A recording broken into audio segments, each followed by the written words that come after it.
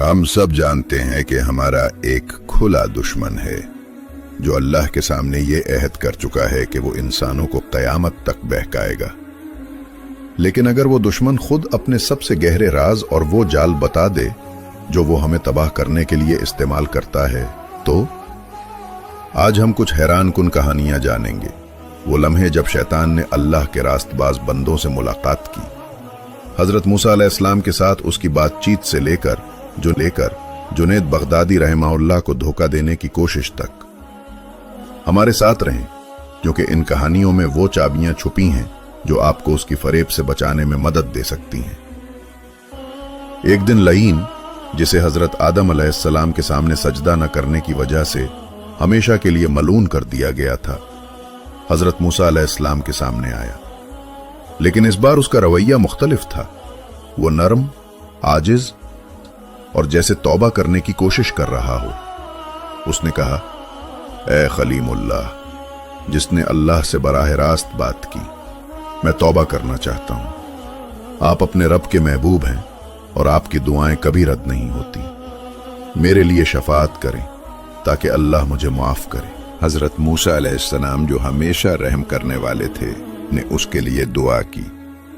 اللہ نے فرمایا، اے موسیٰ، جا کر لعین سے کہو کہ اگر وہ حضرت آدم کے مٹی کے مکتبہ پر سجدہ کرے تو ہم اس کی توبہ قبول کریں گے۔ جب حضرت موسیٰ علیہ السلام نے یہ پیغام پہنچایا تو لعین غصے سے بھر گیا۔ موسیٰ، میں نے حضرت آدم کے سامنے سجدہ کرنے سے انکار کیا جب وہ زندہ تھے، تو اب ان کے مکتبہ پر سجدہ کیسے کروں؟ ایک بار پھر تکبر اس کا رکاوٹ بن گیا۔ وہی غرور جس نے اسے جنت سے نکال دیا تھا، اس کے دل کو ہمیشہ کے لیے مہر لگا دی۔ لیکن جاتے ہوئے لعین نے کہا، موسیٰ، تم نے میرے لیے شفاعت کی ہے، اس کے بدلے میں کچھ راز ظاہر کرتا ہوں جو انسانوں کے لیے فائدہ مند ثابت ہوں گے اگر وہ اپنے کمزور لمحوں میں ان کو یاد رکھیں۔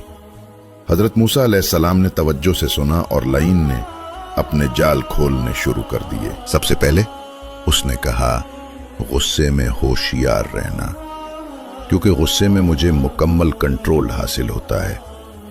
میں خون کی طرح رگوں میں بہتا ہوں، عقل کو مفلوج کر دیتا ہوں اور زبان کو ایسا کچھ بولنے پر مجبور کر دیتا ہوں جس پر دل پچھتاتا ہے۔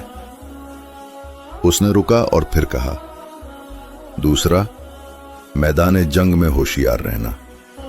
جب کوئی مومن اللہ کی راہ میں لڑتا ہے تو میں اسے اس کے خاندان اور مال کی یاد دلاتا ہوں، یہاں تک کہ خوف اس کے عزم کو کمزور کر دیتا ہے۔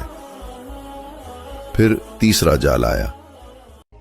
جب کوئی آدمی غیر محرم عورت کے ساتھ اکیلا بیٹھتا ہے تو میں ان کے درمیان تیسرا بن جاتا ہوں، گناہ کو خوبصورت بنا کر ان کے دل میں وسوسے ڈالنے کی کوشش کرتا ہوں۔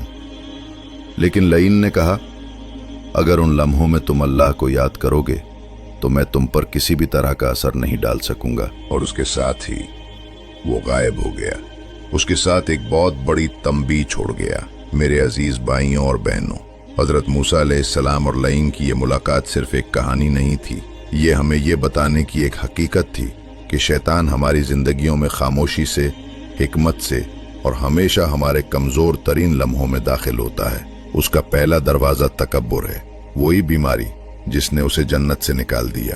دوسرا دروازہ غصہ ہے جو فیصلہ سازی کو اندھا کر دیتا ہے اور دل کو سیاہ کر دیتا ہے۔ تیسرا دنیا کی محبت ہے، خوف کا پیدا ہونا اور اس چیز کے ساتھ جڑنا جو ہم رکھتے ہیں۔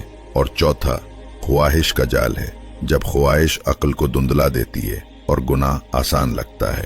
لیکن جو مومن ان لمحوں میں اللہ کو یاد رکھتا ہے، جو غصے پر قابو پاتا ہے، جو اپنی نظر بچاتا ہے اور آخرت کو یاد رکھتا ہے، اللہ کی رحمت سے محفوظ رہتا ہے۔ اللہ کے پیارے نبی صلی اللہ علیہ وآلہ وسلم نے فرمایا، جب تم میں سے کوئی غصے میں ہو تو وضو کر لو، کیونکہ غصہ شیطان سے ہے اور آگ کو پانی سے بجھایا جاتا ہے۔ لہٰذا یاد رکھیں، شیطان کے جال کبھی ختم نہیں ہوتے، لیکن اللہ کی حفاظت بھی کبھی ختم نہیں ہوتی۔ جو شخص اسے دل سے یاد کرتا ہے وہ کبھی شکست نہیں کھاتا۔ یہ ملاقات حضرت موسیٰ علیہ السلام اور لعین کے درمیان آخری نہیں تھی۔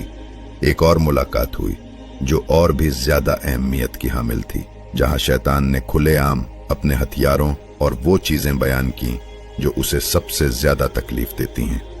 आइए इस कहानी को जारी रखें। कहा जाता है कि एक दिन हजरत मूसा अलैहिस्सलाम ने अपने हाथ उठाकर दुआ की, ऐ मेरे रब, मैं चाहता हूं कि मैं शैतान और उसके वसवसों के बारे में मजीद जानूं, ताकि मैं बनी इसराइल को उसकी बुराइयों से बचा सकूं। अल्लाह ने उनकी दुआ कबूल की और फरमाया कि शैतान हजरत मूसा के सामने जरूर आएगा और वो उसे पहचान लेगा।